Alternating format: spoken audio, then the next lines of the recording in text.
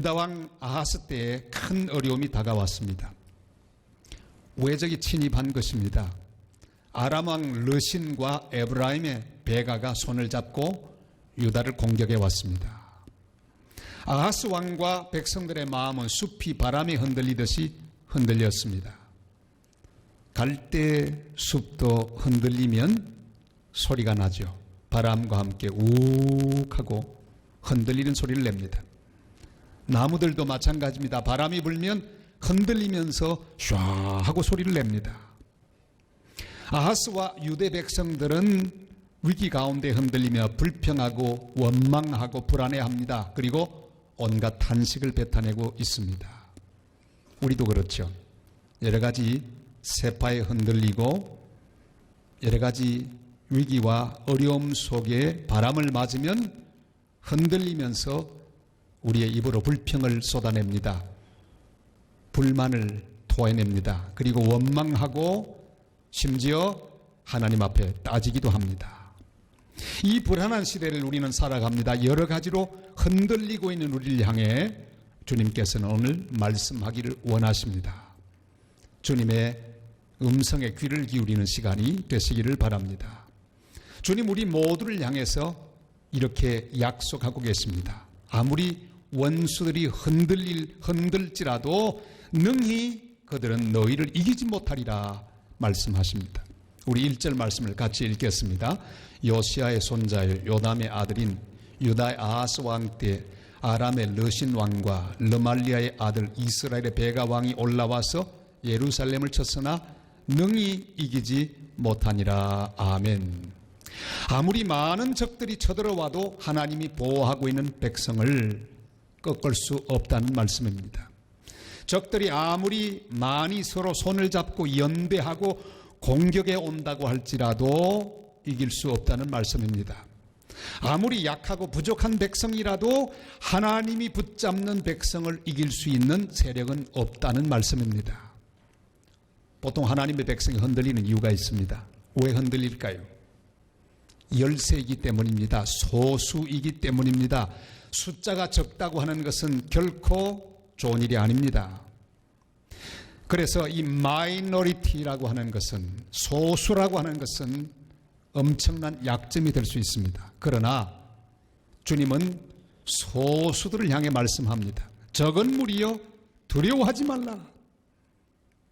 여러분, 소금은 양이 적어도 맛을 냅니다. 부패를 방지합니다. 주님은 우리에게 말씀하셨습니다. 우리가 아무리 적은 숫자일지라도 소수이기 때문에 두려워하지 말라고 말씀합니다. 위대한 대군을, 수십만 대군을 무찌르기 위해 하나님이 세우신 하나님 군대는 많은 군대가 아니었습니다. 300명을 가지고 그들을 다 무찌르도록 소수를 통해 하나님이 역사하셨습니다. 영국의 청교도를 핍박했던 메리 여왕, 그는 기도의 사람, 믿음의 사람, 단 한 사람 존 낙스를 두려워했습니다. 100만 대군보다 그 한 사람이 무섭다고 하는 표현을 했습니다. 지금부터 500년 전 1517년 말틴 루터가 종교개혁을 했을 때 이 보럼스 국회는 그를 소환했습니다. 가면 죽습니다. 이제는 절망입니다. 위기입니다. 그러나 유명한 말을 남기죠.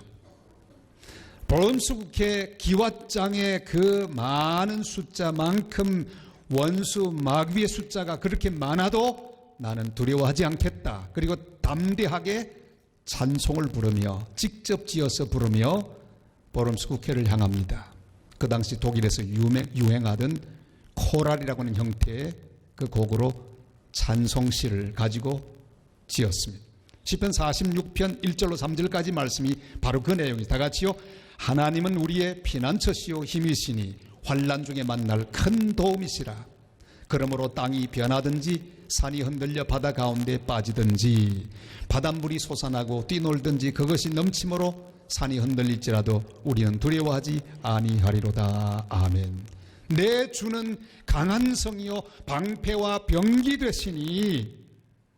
이런 찬송을 부르며 그는 담대하게 한 사람밖에 아닌 그이지만은 수천 명을 대신하여 그는 앞으로 나가 기어이 믿음으로 승리하는 한 사람이 될 수 있었습니다.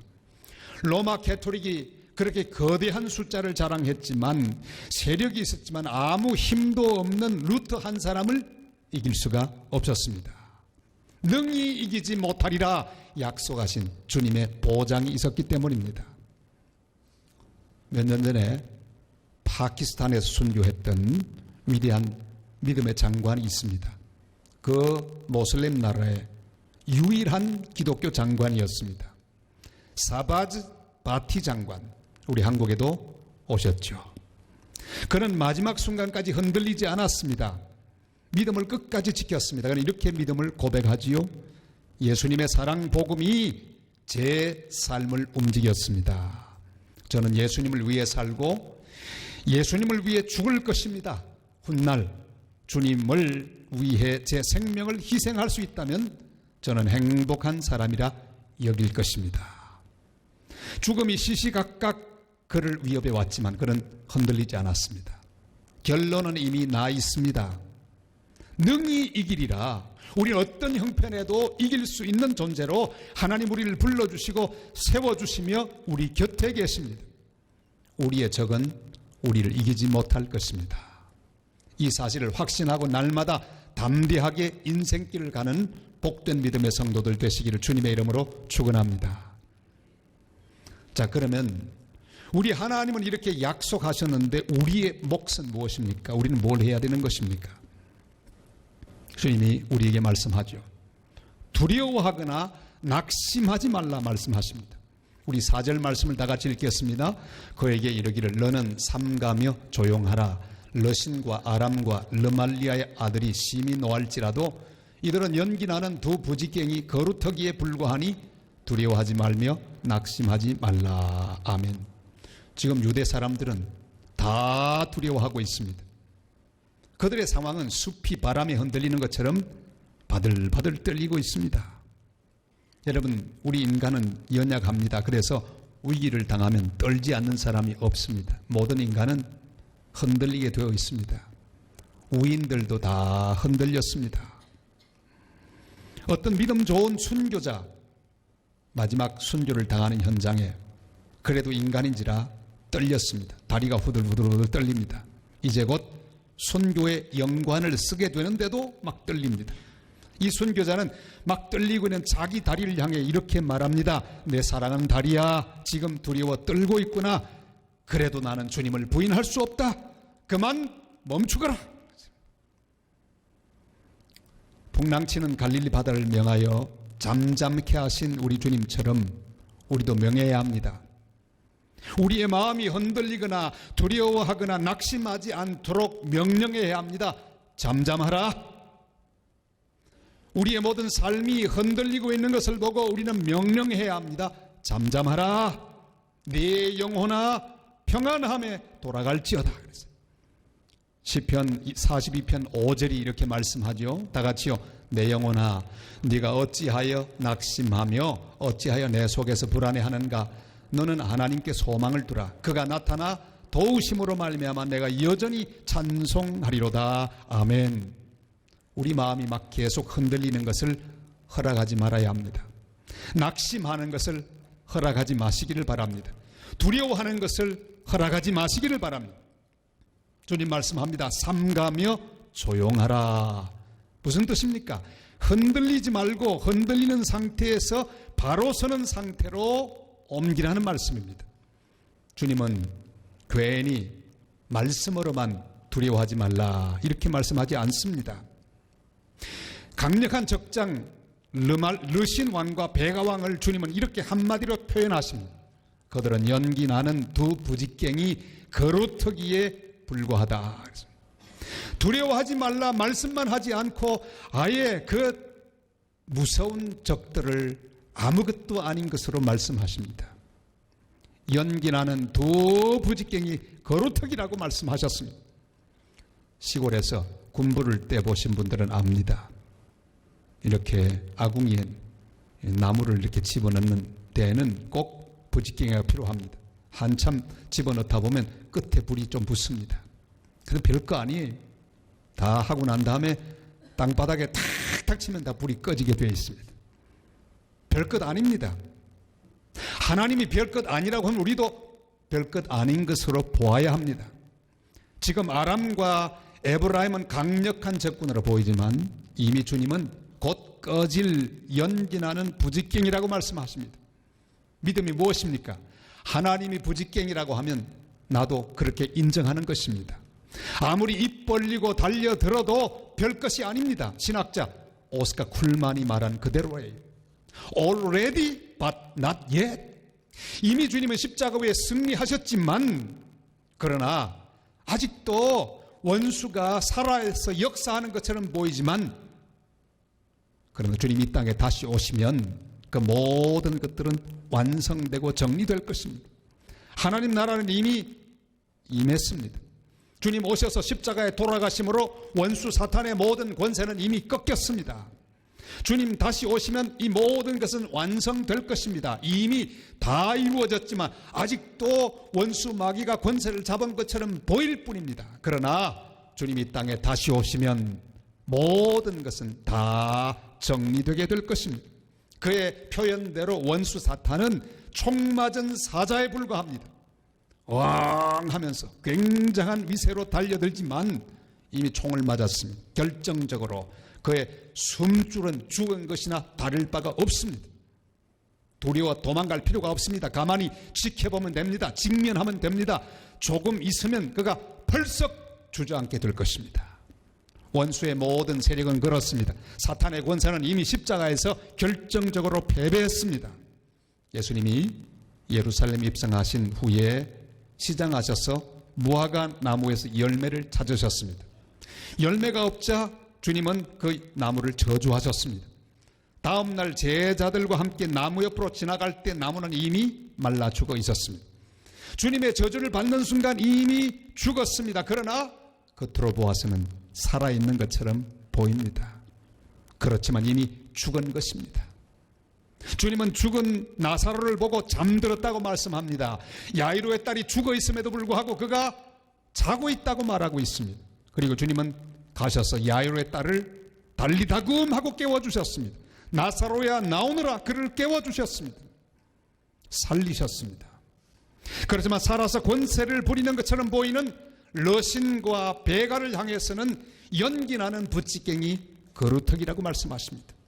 여러분 주님이 부지갱이라고 말씀하는 것 바라보며 절대로 두려워하지 마시기를 바랍니다. 별것 아니라고 하는 것을 보고 대단하다고 마음으로 생각하지 마시기를 바랍니다. 지금 내 마음을 흔드는 것이 무엇입니까? 여러분 지난 한 주일 동안에 무엇에 흔들리셨습니까? 돈 문제입니까? 자녀 문제입니까? 인간 관계 문제입니까? 건강의 문제입니까? 주님은 두려워하지 말라고 말씀합니다. 두려워하지 말고 주님이 하시는 일들을 보며 믿음으로 든든히 서서 승리하는 복된 하나님의 사람들이 되시기를 바랍니다. 두려워하지 말고 우리가 해야 할 것이 있습니다. 주님은 명령하십니다. 굳게 믿으라고 말씀하십니다. 9절 말씀을 다 같이 읽겠습니다. 에브라임의 머리는 사마리아요 사마리아의 머리는 르말리아의 아들이니라. 만일 너희가 굳게 믿지 아니하면 너희는 굳게 서지 못하리라 하시니라. 아멘. 우리 속에 두려움이 자리 잡는 지점이 있습니다. 그 마음의 부분이 있습니다. 그 두려움이 자리 잡을 그 부분에 믿음으로 채우라고 말씀하십니다. 굳게 믿으면 굳게 섭니다. 스펄전이 말하기를 인간이 하나님 앞에서 해야 할 일은 절대적인 믿음을 가지는 일이다. 그리고 계산은 하나님이 하신다 그랬습니다. 여러분 우리가 어릴 때 아버지 어머니와 함께 식당에 갑니다.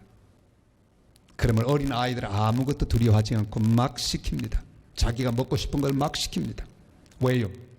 계산은 아빠가 하실 거니까. 그때 그 행복한 기억이 떠오르십니까? 막 먹고 난 다음에 그냥 나오면 돼요. 왜? 계산은 아빠가 하니까요. 주님 말씀하십니다. 야, 계산은 내가 할게. 너는 나를 믿으라 그랬어요. 여러분 오늘 모든 것을 다 주님 앞에 맡기는 성도들이 되시기를 바랍니다. 우리의 문제가 무엇입니까? 자꾸 계산을 내가 하려고 합니다. 불면증이 왜 생기는지 아십니까? 자꾸 내가 계산합니다. 이렇게 맞추고 저렇게 맞추고 맞추어 보는데 잘 맞지 않습니다. 인간이 살아가며 이 땅에서 하는 모든 계산은 맞지 않게 되어 있습니다. 아무리 맞추어 보세요. 딱 떨어지는 계산은 없습니다. 인간관계도 그렇고요. 자녀 문제도 그렇습니다. 물질 문제도 그렇습니다. 계산이 잘 안 맞습니다. 우리가 할 일은 맡기는 일이요, 계산은 우리 하나님이 하십니다. 우리의 몫은 믿음을 가지는 것입니다. 믿음으로 맡기는 것입니다. 시편 55편 22절이 이렇게 말씀하죠. 다 같이요. 내 짐을 여호와께 맡기라. 그가 너를 붙드시고 의인의 요동함을 영원히 허락하지 아니하시리로다. 아멘. 로마서 4장 17절 18절도 이렇게 말씀하십니다. 다 같이요. 기록된 바 내가 너를 많은 민족의 조상으로 세웠다 하신 것 같으니 그가 믿은 바 하나님은 죽은 자를 살리시며 없는 것을 있는 것으로 부르시는 이신이라. 아브라함이 바랄 수 없는 중에 바라고 믿었으니 이는 내 후손이 이 같으리라 하신 말씀대로 많은 민족의 조상이 되게 하려 하심이라. 아멘. 바랄 수 없는 중에 바라는 것, 그것이 믿음입니다. 하나님이 다 하실 것을 믿고 맡기는 것, 그것이 믿음입니다. 주님은 우리에게 맡기라고 말씀하고 계십니다. 여러분 혹시 사막으로 여행을 가시다가 그만 일행을 잃어버리고 혼자 남게 되었다고 생각하십시다. 충분히 그럴 일이 생길 수도 있겠죠. 나 혼자 사막에 남았습니다. 그때 어떻게 하면 좋을까요? 실제로 그런 일이 있었습니다. 어떤 사람이 혼자 고립되어서 사막을 걷는데 한참 가다 보니까 발자국이 있었더랍니다. 그 발자국을 따라서 갑니다. 어떻게 됐을까요? 뱅뱅. 그게 바로 자기 발자국이었어요. 정확하게 이 한 20m를 걸어가면요, 약 4m 정도 이 직선에서 벗어나게 되어 있다고 합니다. 계속 걸어가면 결국은 뺑뺑 돌게 되어 있어요. 이걸 윤형방황이라고 하죠. 여러분, 자기 발자국 따라가지 마시기를 바랍니다. 자기 고집 따라가지 마시기를 바랍니다. 자기 생각 따라가지 마시기를 바랍니다. 자기 소망을 따라가지 마시기를 바랍니다. 사막에서 살 수 있는 길은 하나밖에 없습니다. 구조자가 와야 합니다. 안내자가 와야 합니다. 이 사막 같은 세상 가운데 우리 주님이 말씀합니다. 내가 곧 길이요 진리요 생명이니 나로 말미암지 않고는 아버지께로 올 자가 없느니라. 주님을 만나는 길밖에 없습니다. 주님을 따를 길밖에는 없습니다. 그 주님이 우리를 따라오라고 초청하셨으니 주님을 따라가면 사막 같은 이 모든 세상을 벗어나 가장 안전한 길로 우리의 인생을 걸어가게 될 수 있을 줄을 믿습니다. 사랑하는 성도 여러분, 아무것도 두려워하지 마시고 주님을 따라가시기를 바랍니다. 하나님은 유다 왕 아하스에게 반드시 이길 수 있는 표징을 하나님께 구하라고 말씀하셨습니다. 하나님 뭐든지 보여주겠다는 말씀하시는 것. 그런데 이 아하스는 믿음이 없었습니다. 아예 구하지 않았습니다. 도무지 이길 수 없다는 생각을 했기 때문에 전혀 하나님께 기대도 하지 않고 표징을 구하지도 않았습니다. 그러나 그럼에도 불구하고 하나님은 메시아 예언을 그에게 주셨습니다. 14절이죠. 다 같이 읽습니다. 그러므로 주께서 친히 징조를 너희에게 주실 것이라. 보라, 처녀가 잉태하여 아들을 낳을 것이요 그의 이름을 임마누엘이라 하리라. 아멘. 그렇습니다. 가장 분명한 표징이 있습니다. 방황하는 우리 모든 인생, 절망에 있는 모든 인생이 분명히 구원받을 표징이 있습니다.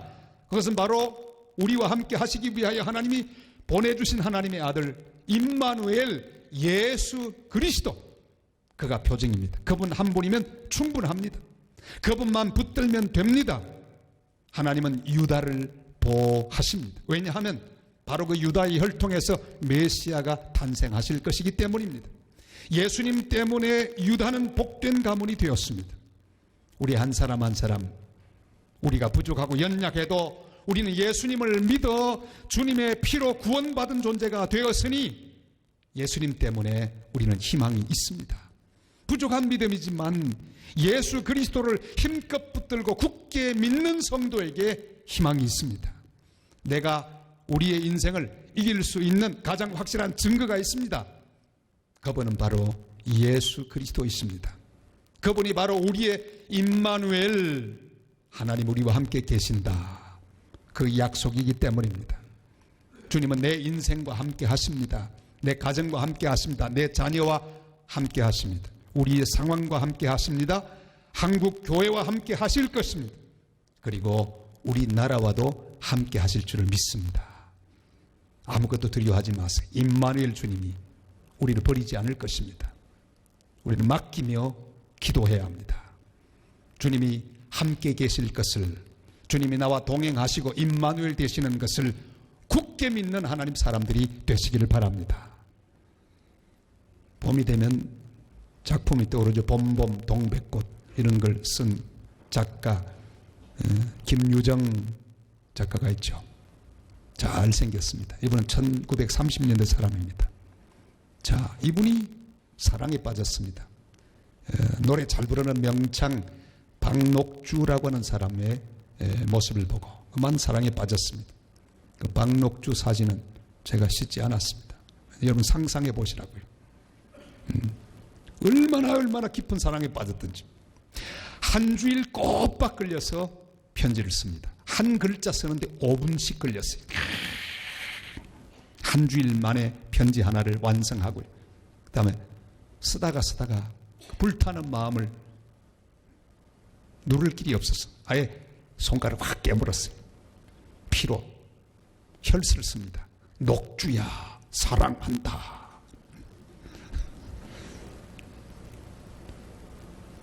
사랑하는 여러분, 우리 하나님 아버지는 우리에게 귀한 사랑의 편지를 보내셨습니다. 한 주일 걸린 게 아닙니다. 수천 년 걸렸습니다.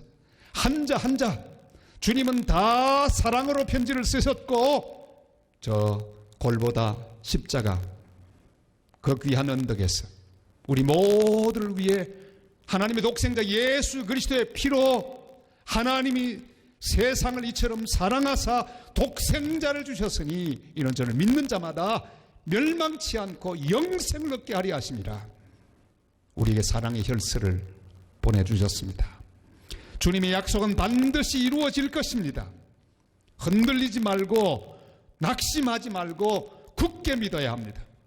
로마서 8장 31절로 32절이 말씀하죠. 다 같이요. 그런즉 이 일에 대하여 우리가 무슨 말하리요? 만일 하나님 우리를 위하시면 누가 우리를 대적하리요?